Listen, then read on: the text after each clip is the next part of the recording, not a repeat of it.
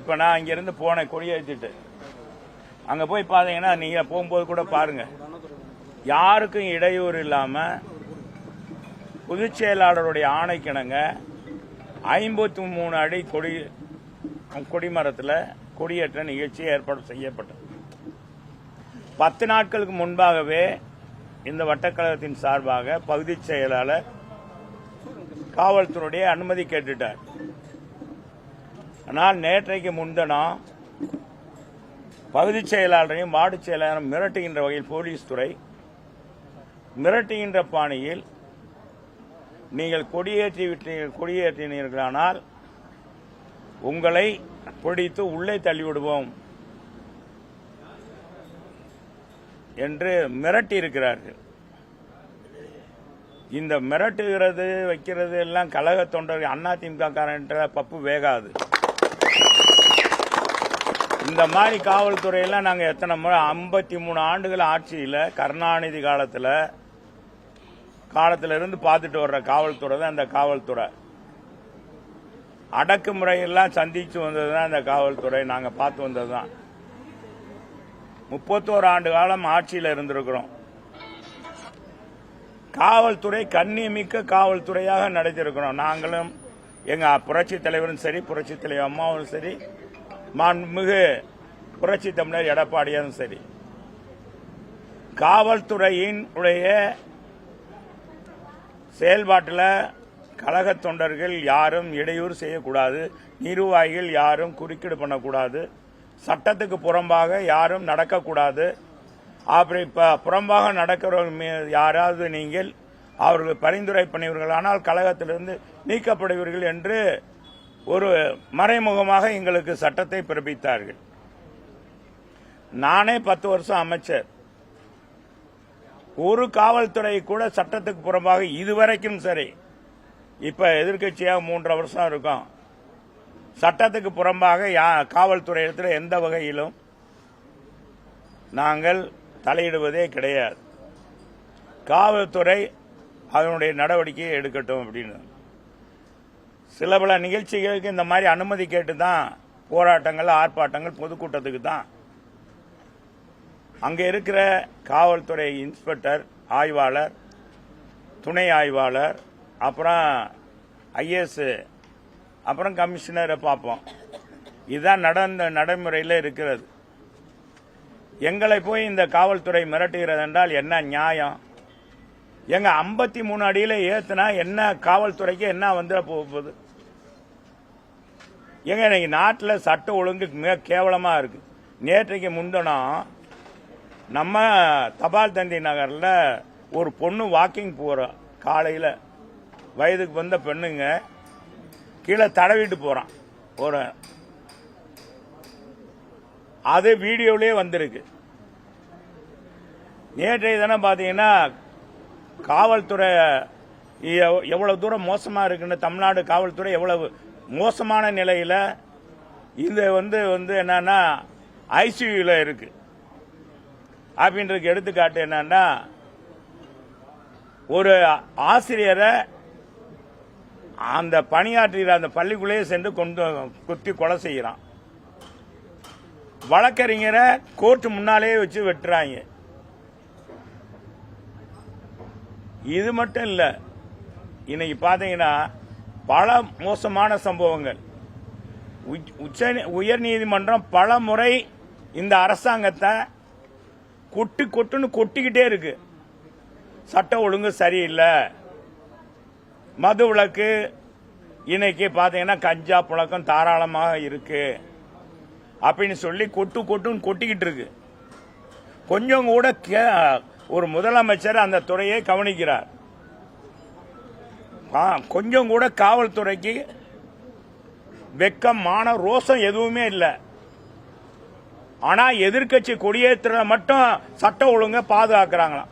இதுல ஏங்க இத்தனை லைன் போகுது, இந்த லைன் போற இடத்துல நாங்க மக்களுடைய நலனுக்காக இங்க கொடியேற்றக்கூடாது அப்படின்னு சொல்லி அங்க போய் கொடியேற்ற யாருக்குமே இடையில்லாத இடத்துல அதுக்கு மதுரை காவல்துறை எங்களை இது பண்றாங்க.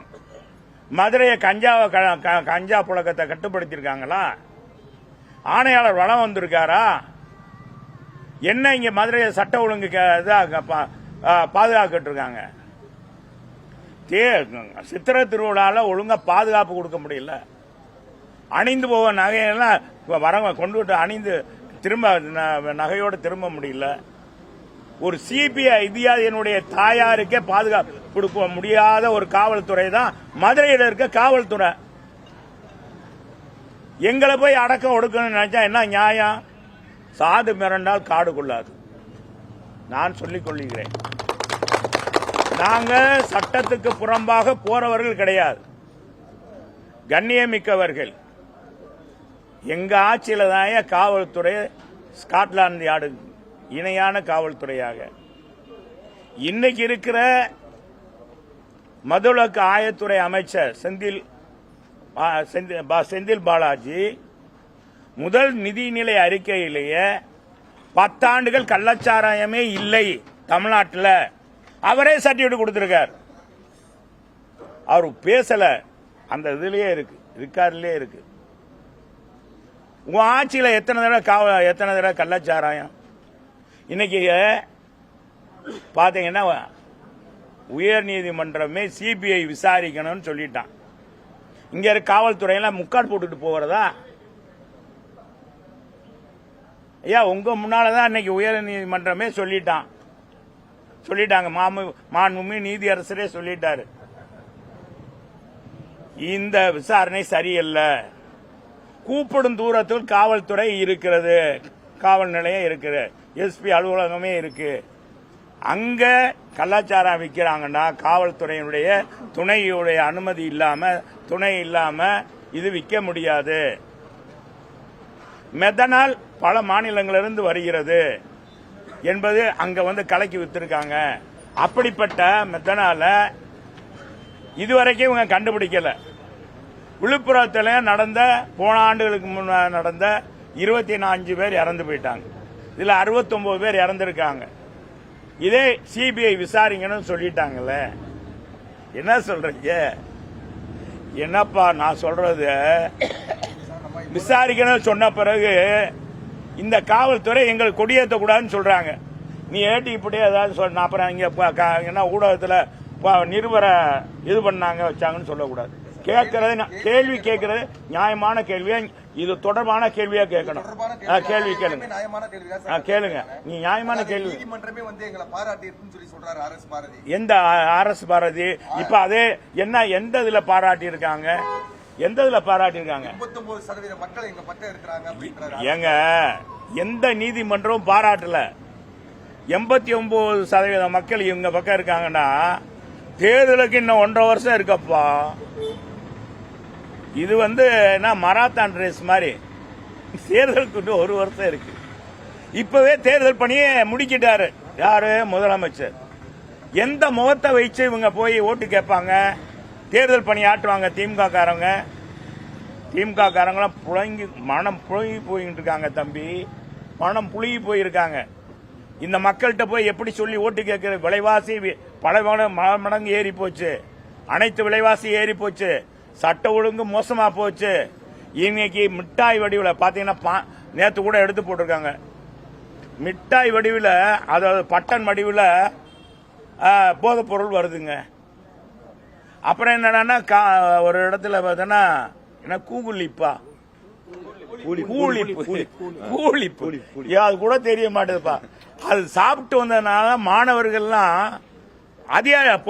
ஆசிரியரோட சண்டை போடுறாங்கன்ற ஒரு ஆய்வு பண்றாங்க. இந்த அளவுக்கு மோசமா இருக்கு சட்ட ஒழுங்கு.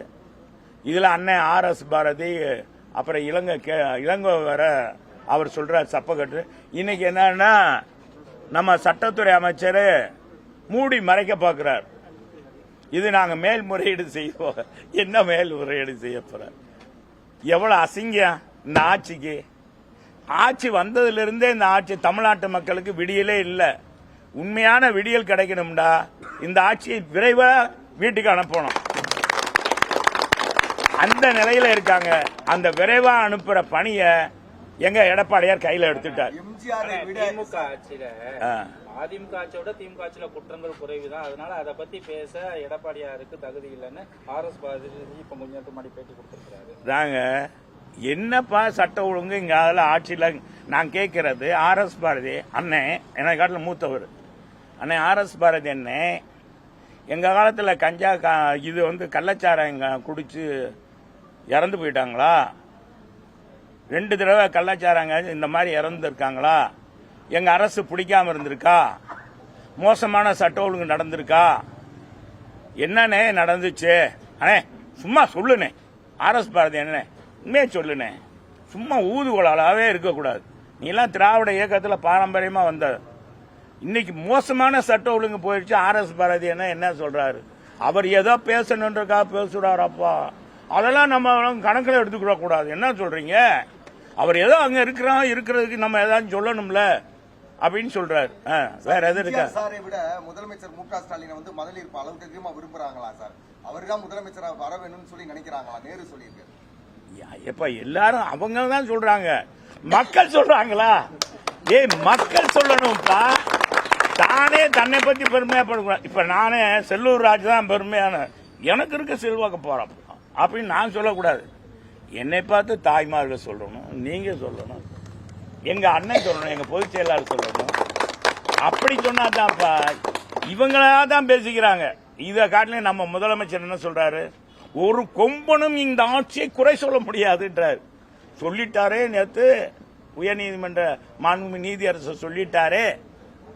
ஏங்க நான் கேட்கிறேன் ஒன்னே ஒண்ணு, நான் அதுக்காக கஸ்தூரி ஆதரிக்கிறேன் அவர் எந்த கட்சி அப்படின்றதுக்கெல்லாம் அவர் சொன்னதுக்கெல்லாம் கருத்துக்கு வரல. ஒரு நடிகைப்பா, ஒரு நடிகை, திரைப்பட நடிகை, அவருடைய பையன் 12 வயசு, சதை அந்த சதை போட்டு அந்த சதையினுடைய இழப்பு, அதாவது என்ன ஆர்டிசம் பாதிக்கப்பட்ட பையன். அவனை அந்த பொண்ணு தான் பாதுகாக்கணும், தொடர்ந்து கவனிக்கணும். அப்படிப்பட்ட அந்த பையனை கவனிக்கிற பொண்ணு ஒரு நடிகையா இருந்தாலும் எல்லாரும் பேசுறாங்க. நம்ம இவங்க திமுக பேசாத பேச்சா எல்லாரும் பேசுறாங்க, அவங்களும் பேசியிருப்பாங்க. பேசுனதுக்கெல்லாம் நான் வரல. அதுக்கு எதுக்காக இவங்க இவ்வளவு ரோசப்படுறாங்கன்றதுக்கெல்லாம் நான் வரல. ஏன்னா இவங்க ஒரு காலத்தில் அங்க இருந்து வந்தவங்க அப்படின்றக்காக அந்ததுக்காக சொல்றாங்கிறதுக்காக நீங்க நினைக்க வேண்டாம். இன்னைக்கு வந்து அந்த பொண்ணை பிடிக்கிறதுக்கு அந்த நடிகை பிடிக்கிறதுக்கு 2 காவல்துறை படை அமைச்சிருக்காங்க. காவல் தனிப்படை என்ன சொல்லுங்கண்ணா, எடுத்து கொடுங்க. அவ எடுத்து கொடுக்கணும்ல. நீங்க தனிப்படை அமைச்சு பிடிச்சிருக்காங்க. டெல்லியில இருந்தாரு, அங்க இருந்தாரு, இங்க இருந்தாங்க. ஏப்பா ஒரு நடிகை பிடிக்கிறதுக்கு இந்த இது பண்ணிக்கீங்க. நான் கேட்கிறது இந்த அரசாங்கத்திட்ட, செந்தில் பாலாஜி தம்பி செந்தில் பாலாஜி உள்ள போய் எத்தனை வருஷம் ஆச்சு? 1 வருஷத்துக்கு மேல ஆகி போயிடுச்சு. ஆமா 1 வருஷத்துக்கு. ஆமாண்ணா, ஆமா 1 வருஷத்துக்கு மேல. 1 வருஷத்துக்கு மேல அவர் தம்பியை பிடிக்க முடியலையே. ஏங்க அவர் தம்பியை பிடிக்க முடியுதா இந்த காவல்துறையினால? நீ என்னப்பா பேசுறீங்க? இந்த காவல்துறைய இனி முதலமைச்சரின் கீழே இருக்கு. ஏன் பேசவா? என்ன சொல்லணுமா? நீங்க சொல்லணுமாப்பா எதுவும்? இதுக்கு மேல என்னத்த சொல்றதுன்னு நினைக்கிறீங்க? கூட இந்த அரசாங்கத்தை மாற்றன்றதுல மக்கள் முடிவா இருக்காங்க, தெளிவா இருக்காங்க. என்னைக்கு எத்தனை நாளைக்கு முன்னால ஆரம்பிச்சாலும் சரி, தேர்தல் பணி ஆரம்பிச்சாலும் இந்த வர்ற தேர்தலில் திமுகவே வீட்டுக்கு அனுப்பிச்சிருவாங்க, திமுக சேர்ற கட்சியும் வீட்டுக்கு அனுப்பிச்சிருவாங்க. அது எவ்வளவு என்ன பேரம் பேசி திமுக கூட்டணியில் அவங்கள வச்சுக்கிட்டாலும் சரி, அவங்களோட ஆத்துல அள்ளிட்டு போகும்போது, ஆத்துல இழுத்துட்டு போகும்போது எல்லாரையும் தானே இழுத்துட்டு போவேன், அவங்களையும் இழுத்துட்டு போயிடும். அதிமுக கூட்டணி இல்லைன்னு திட்டவட்டமா வந்து மறுத்த மாதிரி பேசியிருக்கிறார். சமூக வலைதளத்துல தாவேகா அதிமுக பேசிட்டு இருந்த நேரத்தில் வந்து அவர் வந்து அப்படி கூட்டணியே இல்லைன்னு சொல்லியிருக்கிறாரு. எங்க பொதுச் செயலாளர் கூட்டணி இருக்குன்னு சொன்னாரா? இல்ல தம்பி, சரிங்க நான் சொல்றேன் கேளுங்க. சமூக வலைதளத்தில் 1000 பேசுவாங்க தம்பி. எங்க பொதுச் செயலாளர் சொன்னாரா? தம்பி விஜய் சொன்னாரா? கூட்டணியில் இருக்கிறோம் அப்படின்னு சொன்னாரா? நான் கேட்கறது நீங்க தான் கேள்வி கேட்டீங்க. நான் கேட்கறது இந்த ரெண்டுக்கு பதில் சொல்லுங்க. விஜய் சொன்னாரா ஏற்கனவே கூட்டணி இருக்குன்னு சொன்னாரா? வர்ற தேர்தலில் கூட்டணின்னு அறிவிச்சுட்டு இப்ப இல்லைன்னு சொன்னாரா? அவங்க கட்சியை விளக்குறாங்க. நானே ஏற்கனவே பலமுறை சொல்லியிருக்கேன். பலமுறை உங்க ஊடகங்களை சந்திக்கும் போது விஜய் கட்சி ஆரம்பிக்கிறதுல எங்களுக்கு மகிழ்ச்சி, எங்களுக்கு சந்தோஷம். ஒரு இளைஞர் தமிழ்நாட்டில் ஒரு இளைஞர் அவர் ஏற்கனவே புரட்சி தலைவர் செஞ்ச மாதிரி ஒரு சில காரியங்கள் தான் செய்கிறார். புரட்சி தலைவரோடு ஈடுபடுத்தி இல்லை, அந்த இருக்கிற குணமாச்சு இருக்கு. இன்னைக்கு இருக்கிற நடிகர்ல இல்லாத குணம் அவருக்கு இருக்கு. அதனால பாராட்டுறோம். அவர் அரசியல் இயக்கம் வர்றதோ தொடங்குறதுல எங்க வாழ்த்துக்கள் அப்படின்னு நான் சொல்லியிருக்கோம். இது மாதிரி தானே ஒழிய நீங்களா ஊடகங்களை பேசுனாங்க, சமூக வலைதள பேசுனாங்கன்னா 1000 பேர் பேசுவான், 1000க்குலாம் பதில் சொல்ல முடியுமா? ஆனா எத்தனை முனை கூட்டணி வந்தாலும் 2026ல திமுக தலைமையிலான கூட்டணி தான் ஜெயிக்கும்னு தொல் திருமாவளவன் சொல்லியிருக்கிறாரு. அவர் சகோதரர் திருமாவளவன் இப்ப கொஞ்ச நாளா பார்த்தா ஆதவ அர்ஜுனா சொன்னதுல இருந்து அவருக்கு என்ன பேசுறதுன்னே தெரியல. என்ன இப்ப நேத்தே ஆதவ அர்ஜுனா சொல்லியிருக்காரு.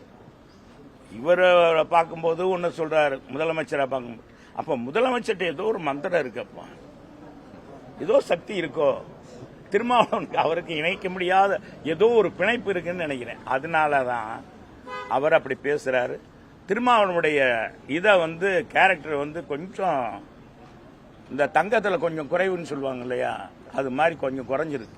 சகோதரன் நான் மறைப்பிடுறது, நான் சகோதரர் எப்பவுமே திருமாவளவனை ஒரு போர்க்குணம் மிக்கவர், எடுத்த கால பின் வைக்காதவர், முன்னெடுத்து செல்லக்கூடியவர். அவர் சமீப காலமா இந்த கூட்டணி பேச்சுவார்த்தை, அது திமுக உடைய அந்த அழுத்தத்தின் காரணமாக, திமுகவுடைய அழுத்தத்தின் காரணமாக தான் அவர் இப்படி மாதிரி பேசுறாருன்னு நினைக்கிறேன். இதனால திமுக நம்முடைய திருமாவளவனை சகோதரரை நம்ம குறை சொல்ல முடியாது. ஆளுங்கட்சி என்ன வேணா செய்வாங்க அப்படின்ற அடிப்படையில் கூட அது இருக்கலாம். ஆனால் திருமாவளவனை மிரட்டவோ உருட்டவோ முடியாது. அதுல எங்களுக்கு எந்த மாற்று கருத்தும் இல்லை. திண்டுக்கல் அமைச்சர் முன்னாள் அமைச்சர் திண்டுக்கல் சீனிவாசன் பேசிய பேச்சு ஒரு பெரிய சர்ச்சையா ஏங்க அவர் என்ன இதெல்லாம் கட்சி செயல்வீர கூட்டத்தில் 1000 பேசுவாங்க. அதை போய் நான் பேசாத கூட பேசினதா ஒரு டிவி காரன் கூட ஒரு இது பண்ணி போட்டிருந்தாங்க. பார்த்தீங்கன்னா அப்படி இப்படி நான் தான் அப்படின்னு. எப்பவுமே நான் தான் எந்த அதிமுக தொண்டனும் சொல்ல மாட்டான். எப்பவுமே எவனுமே சொல்ல மாட்டான். அவன் அதிமுக தொண்டனே கிடையாது. டேய் இது எங்க கட்சிடா, நாங்க வளர்த்த கட்சி இல்லையா அதிமுகன்றது. புரட்சி தலைவர் காலத்துல டவுசர் போட்ட காலத்துல இருந்து எம்ஜிஆர் அவர் உருவாக்கின கட்சி இருக்கணும்னு நினைப்பனா, இருக்க மாட்டேனா? அதுல இன்னைக்கு தலைமை பண்புல இருக்கிறவர் நினைப்பான். அதை பற்றி ஒரு கட்டுரை, அதுக்கு நிறைய பேர் வியூவர்ஸ் பாக்குறாங்க. ஆக இதெல்லாம் இது அலுவலகத்தில் பேசுனது யாரும் அவர் கேஷுவலா கட்சிக்காரங்கிட்ட சொல்றார், நம்ம வலுவா இருக்கணும் அப்படின்னு பொருளாளர் சொல்றத அடிப்படையில் அதை பேசியிருக்காரு. அதை எடுத்து டிவியில போட்டு நீங்க அப்படி இப்படின்னு பத்திரிகையிலையும் போட்டு எங்களை எங்கிட்ட மட்டம் தட்டணும்னு நினைக்கிறேன். நீங்க தட்ட எங்களை தலைவரை அப்படித்தான் பேசினாங்க. தலைவர் கடைசியில் ஜிங்குன்னு நின்றாரு. 3 தடவை அசைக்க முடியாம வனவாசம் போக வச்சார் திமுக. அதே மாதிரி எடப்பாடியாரு நீங்க கொடுக்கிற அழுத்தம், நீங்க கொடுக்கறது அப்பா நீங்க செய்யறதெல்லாம் பார்த்தா எங்களை தான்ப்பா போட்டு வாட்டி வதைக்கிறாரு. கொடியே தப்பான்றாரு, குழுவ அமையன்றாரு, இப்பவே அந்த கிளைக்கழகம் அமைங்கன்றாரு, எல்லாம் செய்யறாரு. அவர் பார்த்தா பம்பரமா இதுவரைக்கும் கட்சியில இல்லாத புதுமையெல்லாம் காடை கையில கொண்டு போய் கொடு அப்படின்றாரு எங்க பொதுச் செயலாளர். காடை கையும் இது மாதிரி எந்த கட்சியிலேயாச்சும் பொதுச் செயலாளர் சொல்லியிருக்காரா? அதுக்கு ஒரு குழு அமைச்சு விடுறாரு. இப்ப இந்த அமைச்சர்கள் குழு அதெல்லாம் செஞ்சிருக்காங்களான்னு பாக்குறதுக்கு குழு வருது. ஆக இந்த மாதிரி எங்களுடைய வேகமே தனி. மக்கள் எங்க பக்கம்ப்பா, மக்கள் எங்க பக்கம் இருக்கிறத அரவணைச்சு அவங்களை கொண்டு போய் ஓட்டு சாவடிக்கு கொண்டு போகணும். அதுக்கான பணியில செய்யுங்க, நான் மத்ததை பாத்துக்கிறேன் இருக்காரு. மத்தது எதுவுமே இல்ல. ஆனா எல்லா கட்சியுமே 2026 தேர்தலுக்கான வேலைகளை துவங்கியாச்சு. அதிமுக நாங்க ஏற்கனவே தொடங்கிட்டோங்க. என்ன தம்பி நீங்க எங்க இருக்கீங்க? என்ன ராஜ்குமார், இப்ப நீ அப்ப மதுரையில தொடங்காத மாதிரி நினைக்கிற. இப்ப தொடங்காத மாதிரி இல்லப்பா நினைக்கிற. நாங்க அப்படியே இது பண்ணிட்டோமே. மதுரையில பல்வேறு பகுதியில் போராட்டம் ஸ்ரீராமுக்கு இருந்துச்சா? ஏன்னா வந்து தனிப்பட்ட கொலைகளுக்கும் சட்டம் ஒழுங்குக்கும் சம்பந்தம் கிடையாதுன்னு சொல்லிட்டு ஆரம்பி சொல்றாரு. இன்னொன்னு தூத்துக்குடி துப்பாக்கி சூடு வந்து அதிமுக ஆட்சி காலத்துல நடந்துச்சு. அது எடப்பாடி பழனிசாமி புரிஞ்சுக்கணும். ஏப்பா தோட்ட தொழிலாளர்கள் யாரு ஆட்சியில் நடந்துச்சு? தோட்ட தொழிலாளர் துப்பாக்கி சூடு தேயிலை தோட்ட தொழிலாளர் திருநெல்வேலியில மாஞ்சோலை தோட்ட தொழிலாளர்கள் துப்பாக்கி சூடு யாரு ஆட்சியில் நடந்தது? ஒரு பைசா குறைக்க சொல்லி மின்சார கட்டணத்தை குறைக்க சொல்லி போராட்டம் பண்ண விவசாயிகள் மீது துப்பாக்கி பாயாம குண்டு பாயாம பூவா விழுகும் அப்படின்னு சொன்னவர் தானே நம்ம கலைஞர். அப்புறம் வெண்மணி சம்பவம் எடுத்துங்க. வெண்மணி சம்பவம் இதெல்லாம் யார் ஆட்சியில் நடந்தது? இதெல்லாம் வந்துங்க அஜாக்கிரதையா நடந்தது. எல்லா ஆட்சியிலையும் நடக்கிறது ஒரு சம்பவம். அதை ஒரு பெருசா சட்ட ஒழுங்குன்ற எடுத்துக்கிற கூடாது. இப்ப நடக்கிறதா சட்ட ஒழுங்கு. கள்ளக்குறிச்சியில சாராயம் காய்ச்சி கள்ளச்சாராயம் போதை இன்னைக்கு பாத்தீங்களா? எந்த ஆட்சி காலத்திலயாச்சும் மாணவிகள் குடித்துட்டு ஆட்டம் போடுற பஸ்ல ஆட்டம் போடுற பாத்தீங்களா? மாணவிகள் நம்ம எதிர்கால சந்ததிகளுங்க. நம்ம இந்த நாட்டை வழிநடத்த போற வல்லரசு உருவாக்க போற நம்முடைய இளம் சிங்கங்கள் இன்னைக்கு எந்த வழியில போறாங்க? காலையில எந்திரிச்சா ஒவ்வொரு தாய்மாரும் மடியில நெருப்பு கட்டிக்கிட்டு இருக்காங்க. பள்ளிக்கூடத்துக்கு அனுப்பும் போது பிள்ளை ஜாக்கிரதையா வரணுமே. 12வது வகுப்பு எங்க அம்மா என்ன செஞ்சாங்க? 10ஆம் வகுப்புல இருந்து 12ஆம் வகுப்பு வரையும் படிக்கிறதுக்கு சைக்கிள் கொடுத்தாங்க. இவங்க ஆட்சியில கஞ்சா கொடுக்கறாங்க, பீர் கொடுக்கறாங்க. இதுதானே இன்னைக்கு நடக்குது. எங்க வச்சாலும் குடிக்கிறாங்க. பிள்ளைகளே பாத்தீங்கன்னா ரயில்வே தண்டவாளத்தை தவிர்த்து குடிக்குது. ஆணும் பெண்ணும் மாணவர்களும் மாணவிகளும் கலந்துட்டாங்க. இது எந்த ஆட்சியிலாச்சும் எங்க ஆட்சியில் நடந்துச்சுன்னு சொல்லுங்க. RS பாதிரி அண்ணன்கிட்ட கேளுங்க, இல்லங்க TKS இளங்கோவன்கிட்ட கேளுங்க. எங்க ஆட்சியில் இந்த மாதிரி நடந்துச்சுன்னு சொல்லுங்க. சரி தம்பி வாங்க பாப்போம். ஆனா மதுரை காவல்துறை இந்த மாதிரி இருக்கக்கூடாதுங்க. மாறிக்கிறணும், தங்களை குணத்தை மாத்திக்கணும். நாங்க இதுவரைக்கும் சட்டத்துக்கு புறமாக நடந்தது. இப்ப கூட இந்த மாதிரி இந்த இதையும் எடுத்துக்கோங்க. அதையும் போய் பாருங்க. ஏன்னா கம்பு ஏத்தனா எங்க திமுக 53 அடிக்கு மேல ஏத்தலாம், நாங்க ஏத்தக்கூடாதா? அவங்க 105 அடி ஏத்தலாம். மதுரையில திமுக கொடி ஏத்தலாம், நாங்க ஏத்தக்கூடாதா? என்னப்பா நியாயம்? இல்லையே இல்லையாப்பா. இப்ப இல்லைன்னா ஏன் கொதிக்கிறேன்?